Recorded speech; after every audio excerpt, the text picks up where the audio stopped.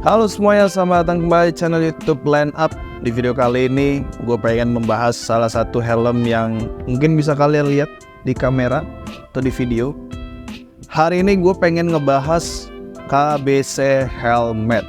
Siapa yang di sini dulu pernah punya KBC, entah itu seri Vika, seri VR, V-Euro, V-Zero, pokoknya helm-helm dari KBC Helmet. Nah, kebetulan di samping gue yang kali ini adalah, saya ingat gue ini KBC V-Euro.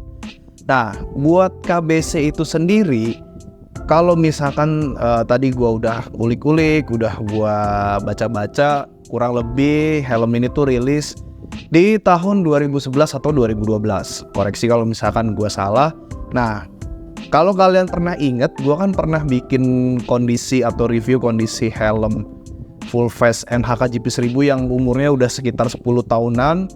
Ini gue lakuin di hal yang sama oleh KBC helm ini. Jadi thank you sebelumnya buat Bro Angga yang sudah mau meminjamkan helm KBC-nya ini ke Line Up buat kita review, karena kita pengen kasih lihat ke kalian ini loh yang terjadi ketika helm KBC ini sudah berumur kurang lebih sekitar 10 tahunan. Nah, kalau nggak salah Bro Angga ini tuh beli di tahun 2015 apa 16 gitu. Dia gue kurang inget. Berarti kalau misalkan ditarik dari dia pertama kali beli, helm ini sudah dia pegang itu sekitar 8 tahun. Nah, apa aja sih yang terjadi di 8 tahun yang sudah berlalu oleh KBC helm ini? Nah, yang pertama pengen gua bahas kondisi batoknya dulu. Ini kebetulan udah gua bongkar bagian busanya, jadi nanti memudahkan gua untuk kasih lihat ke teman-teman ini loh kondisi busa dari bagian chickpad, dari bagian neckroll. Gimana sih kondisi dari si KBC helm ini itu sendiri setelah kurang lebih 8 tahunan ya. Nanti Bro Angga mungkin bisa tulis aja kira-kira dia lu beli di tahun berapa ya. Gue lupa ingat karena helmnya juga udah lumayan lama di gue dan baru sempet gue bikin buat review kali ini. Kalau nostalgia dikit, KBC helm ini tuh memang sempet viral dan mungkin bisa dibilang booming pada masanya ya. Jadi zaman dulu tuh helm dengan spesifikasi balap serta harga yang bisa dikatakan budget pelajar mungkin jatuhnya kepada seri KBC yang V-Euro ini ya, karena kan V-Euro ini termasuk yang lumayan terjangkau untuk di harga atau di kelasnya dia. Karena seingat gua harganya kurang lebih waktu rilis atau dijual di pasaran itu untuk barunya itu sekitar 700 atau 600 ribuan ya untuk yang V-Euro. Kalau yang V-Zero itu harganya udah beda lagi, harganya lebih mahal sedikit dibandingkan yang V-Euro. Dan V-Euro seingat gua itu adalah warna-warna yang polosnya aja.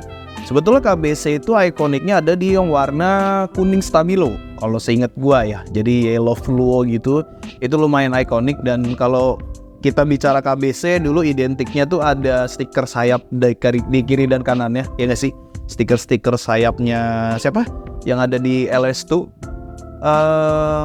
Ya itu pokoknya. Nah, itu sekilas tentang nostalgia aja ya. Sekarang kita masuk bahas kondisi dari si helm ini sendiri. Sekilas dari batok sebetulnya sangat wajar sekali untuk umur sekitar 8 tahunan, karena dari cerita Bro Angga sendiri helm ini sekarang dipakai oleh bapaknya gitu ya. Jadi dipakai sama orang tuanya. Gue cukup salut dan cukup kagum karena bapaknya kuat dengan sound yang ada di dalam helmnya ini sendiri. Karena maksudnya ya kalau kita ingat dulu kan KBC itu helmnya bagus, helmnya maksudnya enak dipakai. Cuman untuk masalah sirkulasi udara memang ya kalian sudah tahu sendiri dan saya tidak perlu menjelaskan lagi, oke? Dan ini kondisinya. Terus kalau kita bicara kondisi ventilasi, sebetulnya ini masih fungsi untuk nge-slide-nya. Nah, jadi buat nge-slide-nya itu ini masih lumayan berfungsi, nggak ada yang seret dan di sini nggak ada yang patah ya partnya.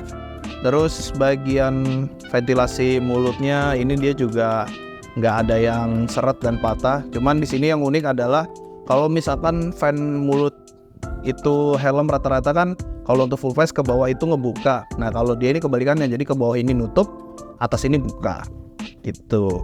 Terus di zaman itu dia juga udah double daring. Nah untuk kondisi double daringnya sendiri masih oke, nggak ada yang berudul, nggak ada yang lepas di bagian kancing-kancingnya. Jadi menurut gue masih sangat-sangat oke sekali. Terus buat masalah busa, nah nanti. Terus masalah kaca, nah ini nih. Kalau misalkan kalian lihat kaca dari si punya Bro Angga ini udah cukup lumayan mengenaskan. Jadi baret-baret juga udah lumayan banyak. Nah mungkin banyak dari teman-teman juga yang masih punya KBC helm bingung ya kalau misalkan kalian punya helm KBC terus kalian mau ganti kacanya itu sekarang belinya di mana sih dan apa sih yang dicari?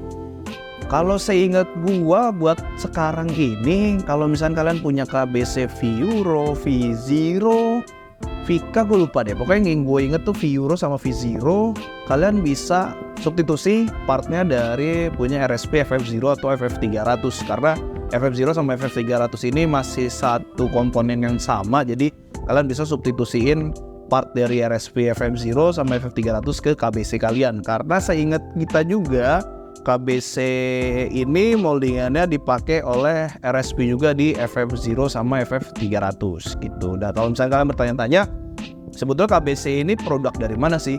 Gue kalau dilihat-lihat di searching, gue cari-cari tahu tag recordnya, ternyata KBC ini adalah buatan dari Amerika ya. Jadi banyak memang di luar sana, di Amerika sana nih helm ini juga lumayan terkenal gitu. Koreksi kalau misalkan gue salah. Terus kita lihat ke bagian-bagian yang mungkin bisa rusak kayak di bagian ini nih, belakang sini. Nah belakang sini tuh kan biasanya sering atau banyak dari teman-teman tuh yang lemnya udah nggak kuat jadi dia lepas. Cuman di sini si Bro Angga lumayan bagus barangnya, dia masih rapet di bagian spoiler belakang ini ya masih rapet. Terus list karetnya dia juga masih rapet, belum ada yang ngebuka atau sama sekali. Ini tuh jujur aja ini masih bagus banget karetnya tuh, masih rapet. Oke lah overall untuk si helm ini sendiri. Nah, terus kita sekarang masuk ke bagian helm ini, alias bagian busa. Di sini udah gue lepas. Ada bagian cheek pad dan juga neck roll. Iya, cheek pad, neck roll. Betul. Jadi buat bagian busa pipi. Nah, bagian busa pipinya sebetulnya masih oke, tapi ya memang karena sudah 8 tahun ya mungkin kena panas, kena dingin, jadi karakter busanya tuh dia juga udah yang lumayan jadi mengeras ya si helmnya.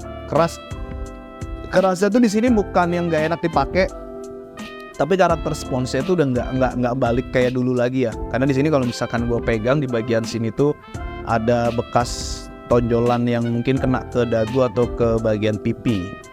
Gitu. Buat bagian kancing-kancingnya dia juga masih bagus nih, seingat gue juga masih bawaannya kancingnya hitam begini. Nah buat bagian busa kepala ini karakternya juga sama, tapi bagian jahitan-jahitannya masih oke ya. Jadi dia belum lepas buat jahitan-jahitannya. Jadi jahitannya pun juga masih bawaan sepertinya dari pabriknya. Jadi ini memang belum di repair kelihatannya, cuma memang karakter busanya atau sponsnya ini di bagian dalamnya ini udah lumayan agak mengeras ya. Gitu sih yang gue rasain, yang gue pegang sekarang. Ya kurang lebih seperti itu sih. Kalau dilihat memang kondisinya tidak semengenaskan ketika gue review kemarin NHK GP 1000 ya, yang emang busanya bagian karet-karet listnya itu udah bagian kainnya itu yang kulit-kulitnya itu udah mulai getah, sudah mulai rusak, busanya juga udah mulai kempes. Kalau dilihat sih kualitasnya untuk KBC ini masih lebih oke dibandingkan si NHK ya. Kalau memang ini belum di repair, tapi sepenglihatan umum gua helm ini untuk busanya sendiri ini belum di repair. Dan memang kalau misalnya kita ingat dulu tuh KBC memang terkenal banget lumayan panas ya busanya, atau ventilasinya tuh si helm ini lumayan panas. Coba jujur waktu dulu gue punya yang V0, sebetulnya gue tidak merasakan yang sepanas gimana pun, karena memang balik lagi gue menggunakan balap lava waktu saat penggunaan si helm KBC itu dulu ya, yang punya gue pribadi. Gue dulu punya yang V0 yang listnya tuh biru, merah, putih.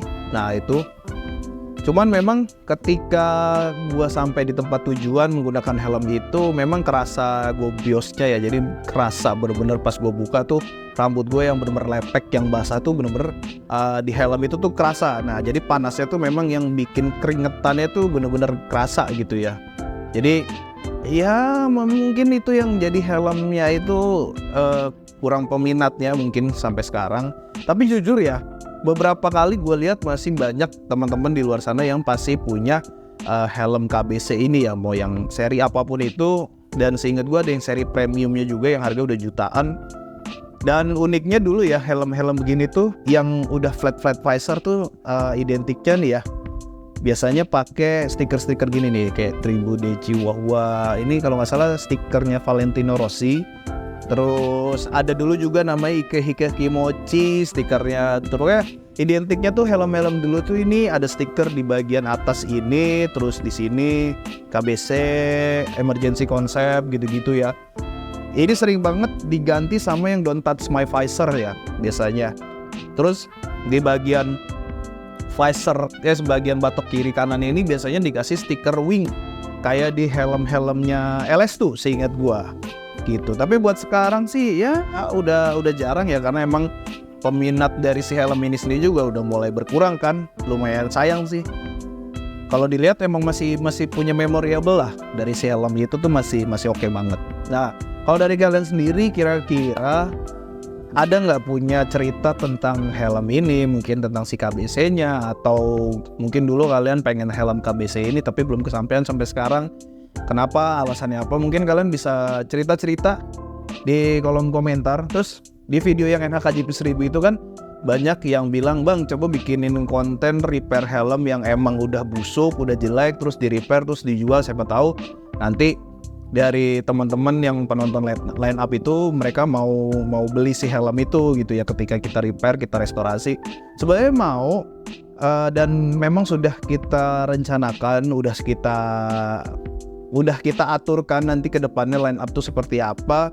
Intinya sih kalau dari gue sama Bang Radit, kita minta supportnya aja dari teman-teman supaya kita bisa menghasilkan konten-konten yang lebih asik lagi, lebih seru lagi untuk dunia perfilman, karena banyak yang bisa kita kerjain untuk perfilman itu khususnya di channel line up ya. Jadi ya gue minta, kita dari line up gue sama Bang Radit sih ya minta supportnya aja. Mungkin ya nggak yang gimana-gimana lah, pokoknya ya kalian nontonin video kita aja itu udah salah satu bentuk support kalian terhadap gue sama Bang Radit gitu ya.